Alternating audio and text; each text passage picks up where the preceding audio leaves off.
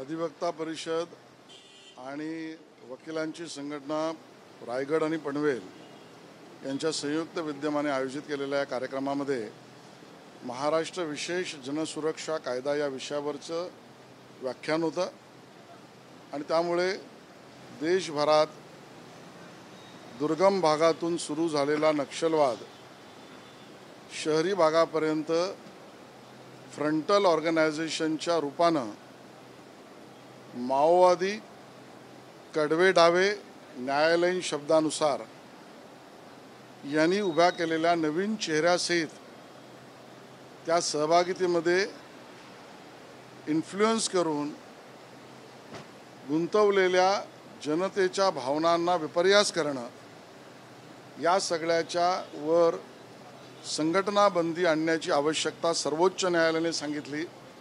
केंद्र सरकारने सूचित केलं, महाराष्ट्र सरकारने नागरिकांच्या सूचनापासून संयुक्त विधेयक समितीपर्यंत ज्यावर खल केला त्यानंतर जो कायदा महाराष्ट्र विशेष जनसुरक्षा कायदा आला तो कसा संविधानिक संविधानांतर्गत देशाच्या राज्याच्या मानवतेच्या हिताचा आहे याबद्दलचं विश्लेषण या ठिकाणी मी मांडलं।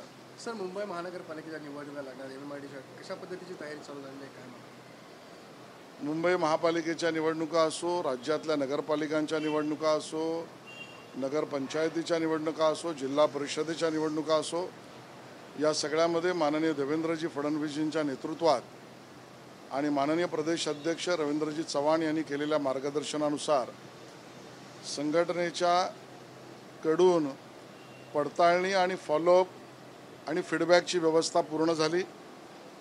कार्यशाळासुद्धा या विषयातली झाली। उमेदवार आणि उमेदवारांच्या नावाच्या निश्चितीची कार्यपद्धती सांगितली गेली।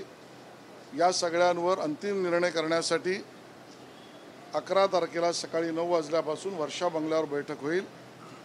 प्रचार आणि प्रसाराचं साहित्य, जाहीरनाम्यांची व्यवस्था, आवश्यकते आणि सर्व ठिकाणी महायुतीतल्या मित्रपक्षांशी चर्चा, उमेदवारांची पडताळणी या प्रक्रियेला आता सुरुवात आहे। काँग्रेस म्हणजे मुस्लिम आणि मुस्लिम म्हणजे काँग्रेस असं जे विधान आहे ते विधान आहे ते तेलंगणाचे मुख्यमंत्री करत आहेत। सर, मुंबईमध्ये काँग्रेस तर तुष्टीकरणाच्या बाजारातला सगळ्यात मोठा पक्ष आहे। मुस्लिम धार्जिनी भूमिका घेणंही काँग्रेसने परंपरागत केलं आहे। मतांसाठी कुठल्याही टोकाला जावं, मला वाटतं तेलंगणाच्या मुख्यमंत्र्यांच्या स्टेटमेंटमधून हे स्पष्ट दिसतंय।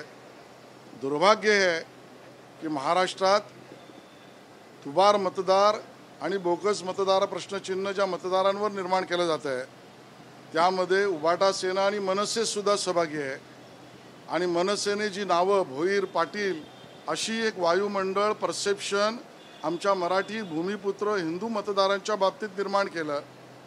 अन्य धर्मीयांची नावं घ्यायलाही तयार नाहीत। उबाटा सेना आणि मनसे सुद्धा मुस्लिम धार्जिनी भूमिका, भूमिपुत्र आणि मराठी माणसाविरोधी भूमिका घेते।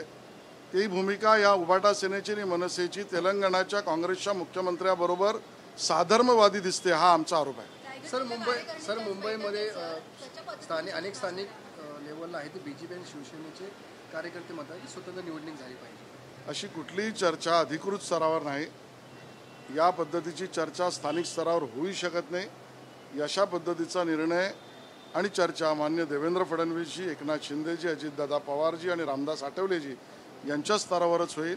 महायुतीत लढण्याचा आमचा सर्वसाधारणच निर्णय आहे। सर, रायगडमध्ये शिवसेना आणि राष्ट्रवादी एकमेकांमध्ये समोर उभा राहिलेली आहे, BJPची काय भूमिका राहणार? आमचं स्थानिक नेतृत्व, आमचे जिल्हाध्यक्षांनी आता निवडणुकीचे प्रभारी आमचे प्रशांत ठाकूरजी आणि आमची कोर टीम यावर बसून निर्णय करेल। महायुतीच आमची भूमिका आहे, पण अन्य विरोधी पक्षाला ज्याचा फायदा होणार नाही यासाठी जर काही व्यवस्था आणि रचना करावी लागेल निवडणुकीची तर त्यासाठी आम्ही खुले आहोत। कर्ज काढायचं आणि कर्जबाजारी व्हायचं असं विखे पाटील यांचं वादग्रस्त विधान पुन्हा समोर आलेलं आहे। मला हे विधान माहीत नाही, विधान माहिती घेऊन मी बोलेन। सर, भाजपने एकट्याचा आरा दिलेला आहे, त्यामुळे शिंदे आणि ठाकरे गट एकत्र लढणार असल्याची माहिती मिळते। नाही, या बातम्या मी पण ऐकतोय, पण मी जसं मगाशी सांगितलं केवळ सिंधुदुर्ग नाही तर सर्व राज्यात महायुतीचाच आमचा निर्णय आहे। पण विरोधी पक्षाला फायदा व्हावा अशी जर भूमिका नको असेल तर काही ठिकाणी वेगळी भूमिका वेगळं लढण्याची सुद्धा होऊ शकते। पण ती अंतिम निर्णय देवेंद्रजी, एकनाथ शिंदेजी, अजितदादा पवार, रामदास आठवले या स्तरावरच होईल. मी दिलं उत्तर. सर, जमिनीचा घोटाळा जो सिलसिला तो पुन्हा नव्याने एकदा सुरू मालिकेत पाहणार नाही. सर, पार्थ पवार कारवाई झालेली नाहीये. मला वाटतं मुख्यमंत्री महोदयांनी स्पष्ट केलं, अनियमितता कुठल्याही पद्धतीत खपवून घेणार नाही. चौकशीसाठी वरिष्ठ अधिकारी चौकशी समिती नेमली. याची चौकशी फौजदारी पद्धतीने व्हायला FIR दाखल केला. सत्य समोर येईल. सर, पार्थ पवारवरती कारवाई होताना दिसत नाही की उत्तर दिलं, तेच उत्तर दिलं. प्रताप सरनाईकावर आरोप झालेले वरटीवारांनी केलेले आहेत जमिनी प्रकरणी. नाही, मला याची माहिती नाही, माहिती घेऊन बोलेल. सर, 2026 मध्ये शरद पवार हे जिंकून कसे येतील असे थेट विधान आपल्याच पक्षाचे ते नेते गोपीचंद पडळकर यांनी केलं. मला हे वाक्य माहीत नाही, पण अशा स्कॅटर्ड वाक्यावर मी प्रतिक्रिया देणार नाही.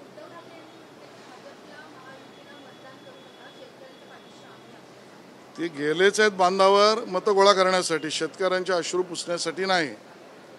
1 रुपयाची तरी उबाटा सेनेने मदत केली तर दाखवा.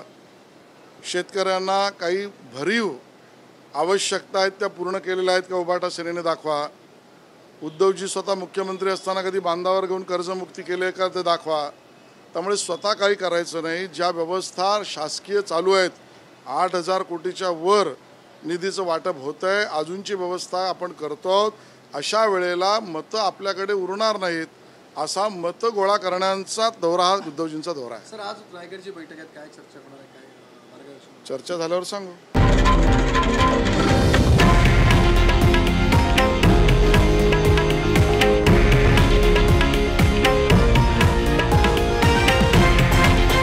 हे आहे देशातील नंबर 1 न्यूज नेटवर्क आणि आपण पाहत आहात TV9 मराठी, एकमेव.